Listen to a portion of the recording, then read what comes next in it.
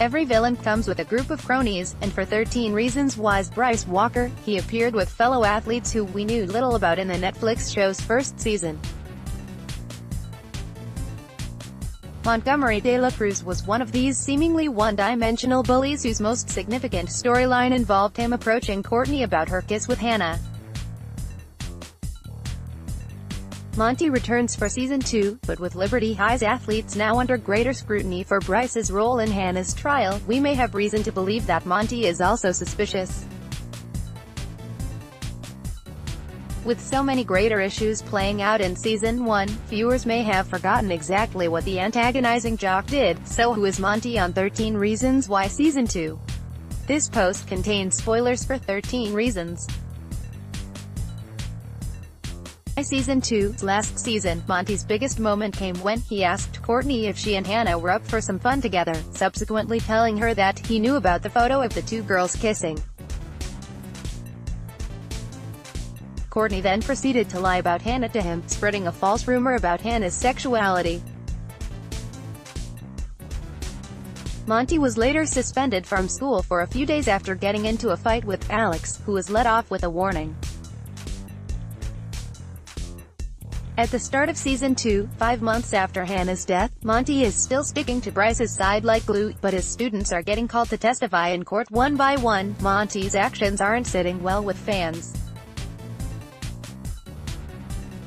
In Episode 1, Bryce and his friends appear in full force when both Jessica and Alex return to school following Alex's recuperation and Jessica's post-rape break. The one-time couple teamed together, agreeing to say that neither of them remembers anything about their individual incidents. Before their first day back at school officially begins, Tyler testifies in court that Bryce, Monty, and fellow baseball player Scott Reed particularly contributed to Liberty High's bullying atmosphere. Eventually, everyone seems to discover that Tyler called out specific kids in court, but at the start of the school day, the jocks are still oblivious. Although he hasn't inspired as much cause for concern as Scott has, he mimes the shooting of a gun in Alex's direction in Episode 3. Monty has shown signs of experiencing his own personal drama entirely separate from Hannah's case.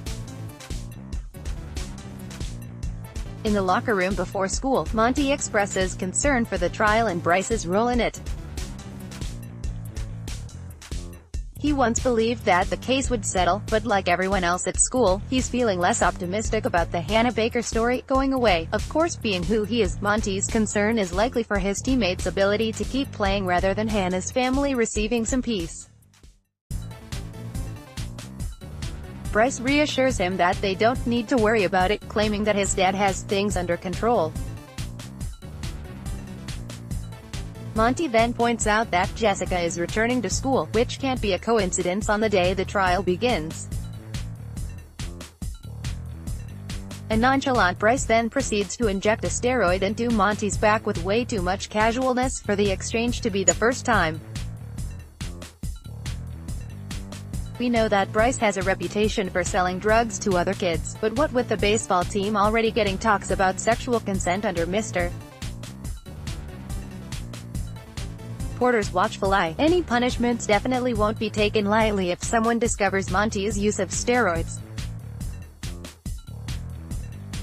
What's the likelihood of other athletes also using Bryce's source to improve their game?